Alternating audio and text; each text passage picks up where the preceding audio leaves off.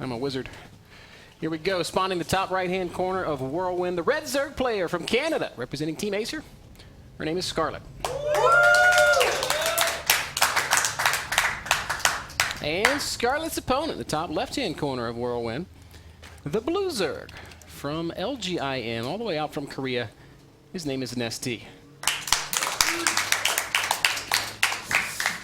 And Nestea is not making any drones, Kev. Nope. I think, but last game it was a 9-pull, like an actual 9-pull, right? And this game it's a 10-pull, so Nestea did switch it up a little bit.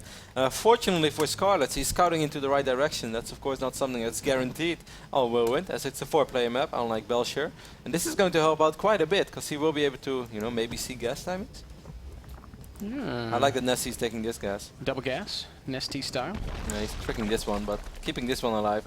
It's going to make it a little harder for the Overlord to just fly in and see what is actually going on. This time, however, Scarlett is most likely going head first. Yeah, I think she is. This could be problematic as 10-pull speed. Oh, this is going to be such. I think maybe the Baneling team wants more. Could be Banelings again. There's it's both are very real possibilities. It would be so important for Scarlett to scout this immediately, and I think she will. I mean, she should. There are Baneling all-ins that open similarly to this that Gosu user advocates. He says that they are free win against an opponent who does not scout this. Scarlett's Overlord is moving in the correct direction, though. Unless he's moving it. Oh, that would be. Uh-oh. Maybe she's just thinking that he's going hedge first, guaranteed. Okay, upon seeing that Overlord, I think she realizes that he might be here. Speed is being researched for Nestea, so it's not going to be a slow Bane all-in. It's going to be some sort of a Roddy build, but then a lot quicker. Only of 11 drones. He's playing with Fireban. Momon is disappointed. And I think Scarlett now already knows that something is just not right over here. She sees the Queen. Now she has to worry about two things, what we already mentioned. It's either a Speedling all-in or it's a Slowling all-in with a couple of Banelings. Both of them are going to be very hard to defend. Should see a Spine Crawler. Yeah. There it is. It's going to be the natural, actually. That's a little bit risky. And but that might be good news. Hasn't left yet. I mean, he's going to get so many Speedlings, and Nestea might just ignore the natural completely. And if Scarlett doesn't have her Queens in the right position, he might just run into the main base. And if he picks up the spawning pool, picks up the hedge and a few drones, he's also going to straight up win. He doesn't have to kill the natural. So Scarlett is in a position where she's going to have to hold her ramp. Kev, I think this is a map where you can defend the ramp and the hatchery at the same time, though. Maybe if you have a couple of spine crawlers, but without, I don't believe it. That is a lot of lings. Scarlett sees him. She knows what's up. And she makes a drone. She even made an additional drone. And 6 lings. And the third Queen is on the way. Scarlett's going to block her ramp. This is super smart. She's getting quite a few lings on her own. She could also SimCity around the Spine Crawler, which makes it harder to kill. I would love to see something like that. But here comes Nestea. No energy for transfuse on these Queens yet. Nestea's forced to engage the Zerglings before the Spine Crawler. Scarlett has to micro back. This is going to be close. Spine's taking a lot of damage. Queens are moving. Transfusion will be cast, and now the Queen's going to be pulled back onto the ramp. So far, so good for Scarlett. It's so sick. I cannot believe she's doing this. He's transfusing and still keeping her ramp safe. Just phenomenal control from Scarlett. Has protected the ramp. The Spine Crawler is going to fall. 10 lings about to spawn. There's only 2 lings left in Scarlett's main base. That is a beautiful defense. And now with 17 drones against 11 and 2 hatcheries, he should have more production. Well, even though she missed a couple of injects, of course. One more wave of lings, Kev. It's going to be 11 lings for Scarlett, 16 on the map for Nestea. There are 2 more Queens in production, so she's going to have 4 Queens soon. The Queens are the great equalizers. Here comes Nestea again. And I think Scarlett's going to be just fine, I think man. She should be more than this okay. is an immaculate defense. Incredibly well done by Scarlett. She's out of the woods. Nestea's going to go ahead and back off and expand. And we're going to see this game begin to move forward. Scarlett has not mined any gas yet.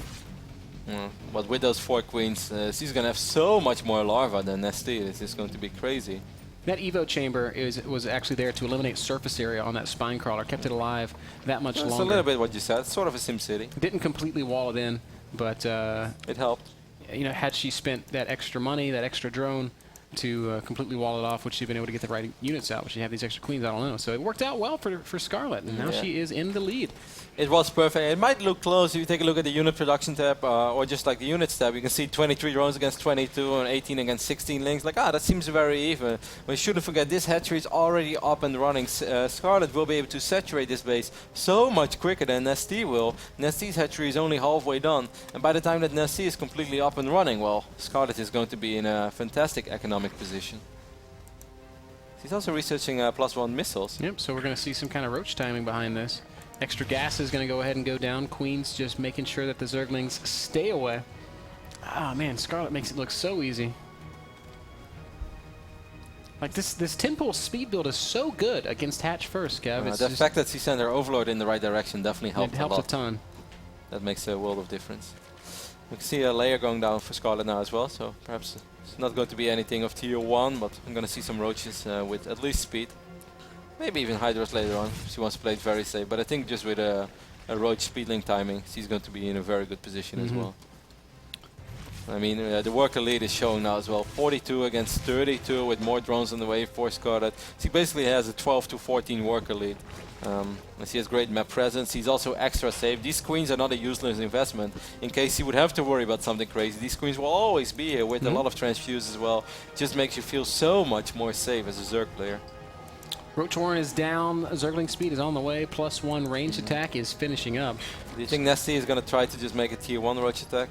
And you know, here goes nothing. It could be a huge roach baneling attack. It's something that we've been seeing a little bit. There's a lot of overloads in production. He stopped droning at 37, so I think that is exactly what we're going to see. But Scarlett is going to start producing units soon. He is going up to 3 bases, so this opens a a small window of opportunity for Nestea. But Scarlett, her roach warren is about to finish up, and I think after this point, it's going to be all-out roach production for Scarlett.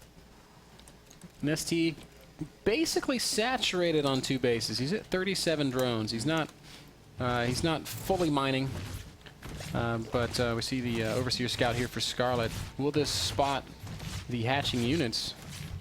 The 11 roaches. It's not really going to matter though. Scarlett's already got 7 roaches on the way. +2 range attack, roach speed, all coming for Scarlett. She's got all the pieces, Kevin, to defend this. Yeah, she has a really good 2-base saturation now as well, so she doesn't have to take any risks. She doesn't need to make any drones. It's not like she's going to mine that much more of these 2 bases. She has this 3rd hatch on the way, so if nothing would be coming, then she would still be able to saturate it within a certain amount of time. But she is pretty damn aware of what is going on, and with the upgrade advantage as well. Oh my God! With the larva advantage. Scarlett comes out and sees the banelings. Why would you do that? I have no idea. I would be scared at the top of my ramp. But she comes out and she spots it. Now she knows exactly what she's playing against. She's even going to catch a few roaches. Everything lining up here for Scarlett. Now Nestea's still going to make this attack, and this is not easy to hold by any stretch. This is a huge roach, zergling, baneling bust. Scarlett's going to have to transfuse very well, and transfusions are being cast rapidly and with great success, absorbing so many banelings. The roaches of Scarlett just don't die. The queens stay alive forever, and transfuse is pretty good, Kev. It is very good, and that's exactly what I mentioned before. Those queens from